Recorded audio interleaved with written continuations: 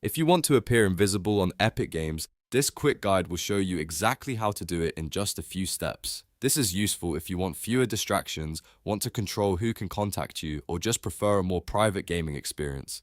And before we jump in, if this tutorial helps you out, go ahead and hit that like button and subscribe for more easy gaming tutorials like this. Alright, let's get started. First, open the Epic Games launcher on your computer. Once it loads, look near the top area where your profile icon is located. Right next to it, you should see the Friends or Social icon, which is the one you want to click. This opens your social and community options inside Epic Games. After that, click on Community Settings. This is where Epic Games lets you manage your privacy and communication preferences. Inside this menu, you'll see a few important options that control how visible and reachable you are to other players.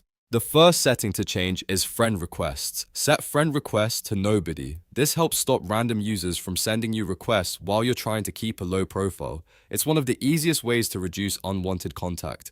Next, turn on Do Not Disturb. This is an important step because it helps hide your availability and reduces interruptions while you're playing, browsing, or just staying offline, feeling without fully logging out.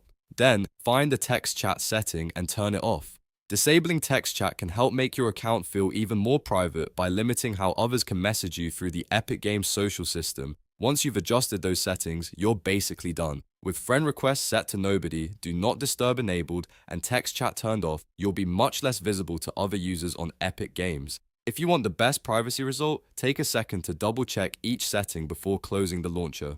That way, you know everything is configured exactly the way you want it. And that's how to go invisible on Epic Games the simple way. If this video helped, make sure to like, subscribe, and turn on notifications so you don't miss the next tutorial. Thanks for watching, and I'll see you in the next one.